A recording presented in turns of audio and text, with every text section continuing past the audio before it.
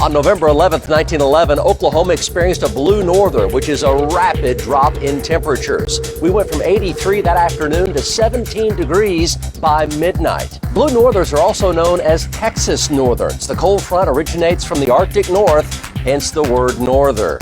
And that can send temperatures plummeting by 20, 30, even 40 degrees or more in a matter of minutes. Mike's Wild Weather Flashback, sponsored by Drought and Hill.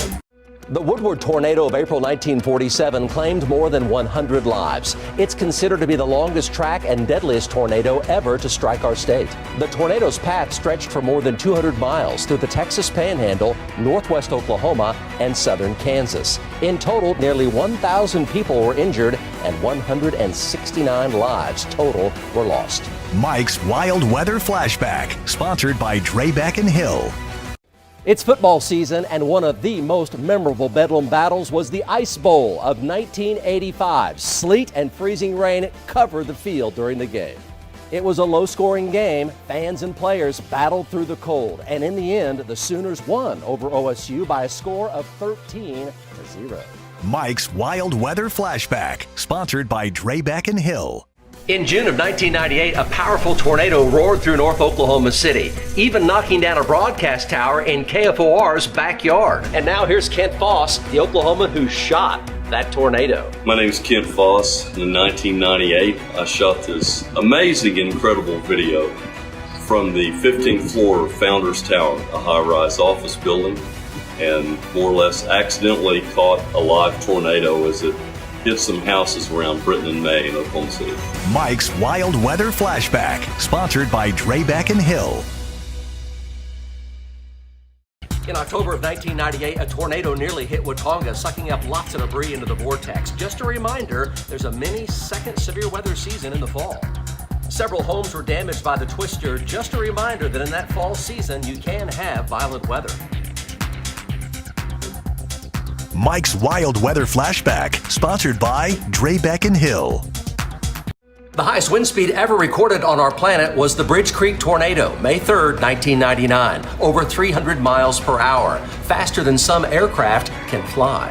This deadly F5 tornado caused more than $1 billion in damages. It was part of a bigger tornado outbreak which spawned more than 70 twisters across 5 states. Mike's Wild Weather Flashback, sponsored by Drought and Hill.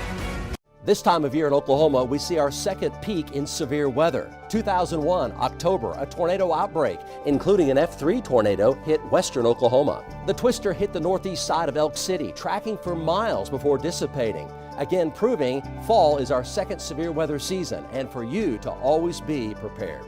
Mike's Wild Weather Flashback, sponsored by Drought and Hill. On December 24, 2009, a blizzard struck Oklahoma in the southern plains. Snow drifts were up to 5 feet high. The roads were littered with abandoned cars and piles of snow. It was a record-setting snowstorm from Wichita Falls up to Oklahoma City into Tulsa. Whiteout conditions reduced visibility to less than 100 feet in many areas. It also happened to be the very first week on the job at KFOR for our own Emily Sutton.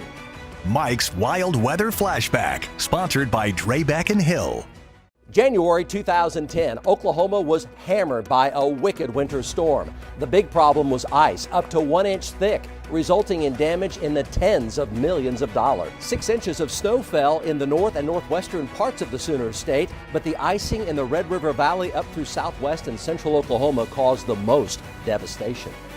Mike's Wild Weather Flashback, sponsored by Drought and Hill. In May of 2010, the metro was pounded by one of the costliest hailstorms in history. There was so much hail it looked like snow, damaged roughly $1 billion.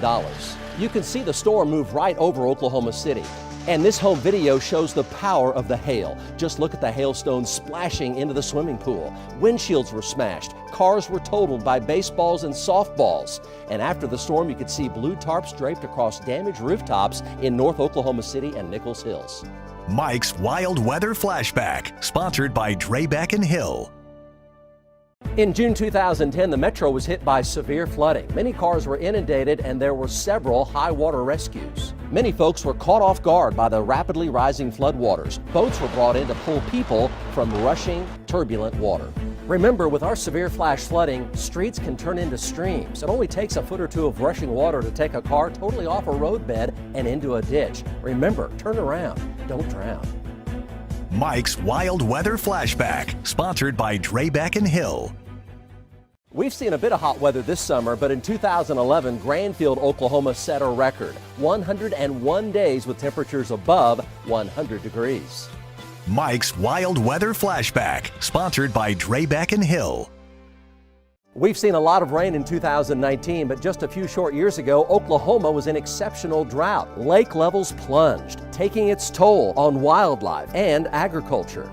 Droughts are sometimes called a creeping disaster because the start and end of a drought cannot be identified until some time after the event has passed. Mike's Wild Weather Flashback, sponsored by Drought and Hill. On November 7th, 2011, a tornado struck Tipton, Oklahoma. That very day, an earthquake also hit, giving rise to what Oklahomans call the Quakenado. Fortunately, no one was hurt in the tornado or the earthquake that day. Earthquake activity in our state at one time was so high, we only trailed Alaska in the frequency of quakes for the entire U.S. Mike's Wild Weather Flashback, sponsored by Drought and Hill. July in Oklahoma can be brutally hot. 1980, 1998, 2011. Record high temperatures were reached, even 110 in 2011. Our state is known for tornadoes and incredible lightning storms, but the heat can be the most brutal of elements, affecting our lives, our work, and certainly crops and animals. Mike's Wild Weather Flashback, sponsored by Drought and Hill. On September 21st, 2018, heavy rains drenched Oklahoma, turning Turner Falls into what looked like Niagara Falls. Roads turned into rivers, and first responders had to rescue drivers in their cars stuck in rising water. The heavy rains produced 14 inches of rain in parts of Pontotoc County and near a foot of rain near Turner Falls. Mike's Wild Weather Flashback, sponsored by Drought and Hill. It was August 26, 2019. A summer windstorm blasted through Oklahoma City, leaving a vicious trail of destruction. Another power flash. See there? These are all damaging winds. It's like there's a hurricane in Oklahoma City. I remember that windstorm well. I was live on the air tracking that storm across the metro. Everybody go to their safe spot, away from windows, interior closet, or bathroom. Don't mess with this one. There was widespread damage from high straight line winds, even a fast-moving tornado. Lots of power was out, school even out the next day. But fortunately, no one was killed during this violent event. But even during the heat of summer, tornadoes and damaging windstorms can pose a threat to Oklahoma. Mike's Wild Weather Flashback, sponsored by Drought and Hill. We've seen a lot of lightning strikes this year. Oklahoma, on average, sees more than 1 million strikes per year, putting our state in the top 5 nationally for lightning strikes. Mike's Wild Weather Flashback, sponsored by Drought and Hill.